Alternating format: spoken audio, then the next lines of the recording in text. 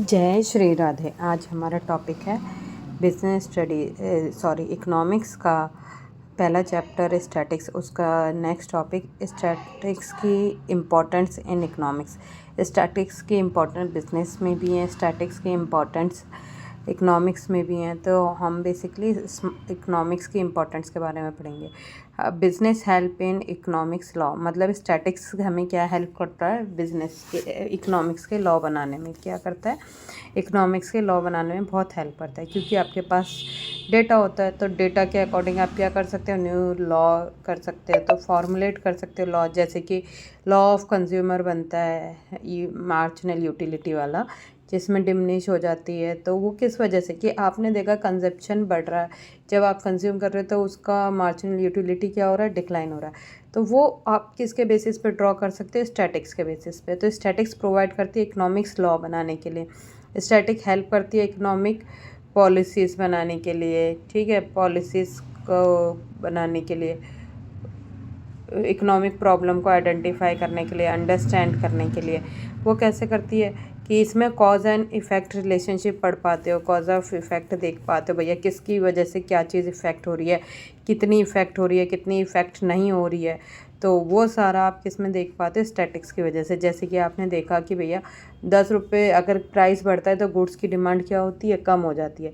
तो ये और लॉ ऑफ डिमांड कहता है। तो ये किसकी वजह से पॉसिबल है, क्योंकि स्टैटिक्स न्यूमेरिकल में टर्म्स में आपके पास क्या है, अवेलेबल है। जो चीज़ आपके पास न्यूमेरिकल टर्म्स में अवेलेबल है, आप उसको क्या कर सकते हो, चेंज कर सकते हो।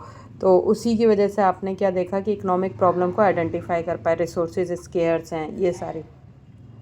नेक्स्ट आता है आपके पास कि इसमें क्या है, आप पॉलिसीज़ बना पाते हो, रेमेडीज़ दे पाते हो। जैसे कि आप देखोगे अनएम्प्लॉयमेंट के रिगार्डिंग, पॉवर्टी के रिगार्डिंग, अदर चीज़ों के रिगार्डिंग। अब इसमें क्या होता है कि जैसे अनएम्प्लॉयमेंट बढ़ रही है, तो आप क्या करते हो, पॉलिसीज़ लाते हो। पॉलिसीज़ ला के आप देखोगे कि भैया रेमेडीज़ देखोगे, उसका सॉल्यूशन क्या क्या है, क्या क्या सॉल्यूशन नहीं है।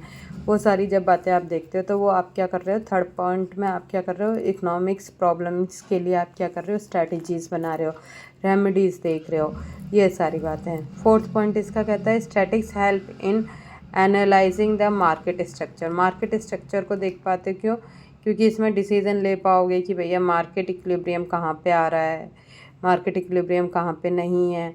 ये सारी बातें आप इसमें क्या देख पाते हो कि डिमांड कहाँ पर है, सप्लाई कहाँ पर है, ठीक है, मार्केट फ्री कॉस्ट क्या है, फ्यूचर इसमें क्या होगा। तो एनालिसिस ऑफ मार्केट भी क्या कर पाते हो, इसमें एनालिसिस ऑफ मार्केट कर पाते हो। क्या कर पाते हो, एनालिसिस ऑफ मार्केट देख पाते हो। क्यों, क्योंकि डेटा अवेलेबल है। अगर डेटा अवेलेबल नहीं होता तो आप एनालिसिस ऑफ मार्केट भी नहीं कर पाते।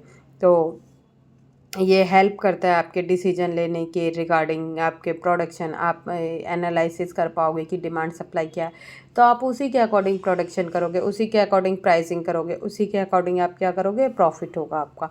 तो स्टैटिक्स की ये इम्पोर्टेंस थी इन इकोनॉमिक्स।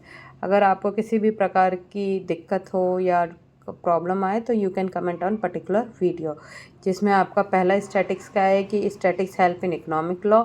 स्टैटिक्स क्या हेल्प करता है, इकोनॉमिक लॉ बनाने में हेल्प करता है। स्टैटिक्स इकोनॉमिक प्रॉब्लम को आइडेंटिफाई करने में हेल्प करता है, इकोनॉमिक पॉलिसीज़ और रेमेडीज़ बनाने में हेल्प करता है, मार्केट स्ट्रक्चर को स्टडी करने में हेल्प करता है, जिसकी वजह से आप क्या कर पाते हो, प्रोडक्शन देख पाते हो, कितना प्रोडक्शन करना है, कितना प्रोडक्शन नहीं करना है।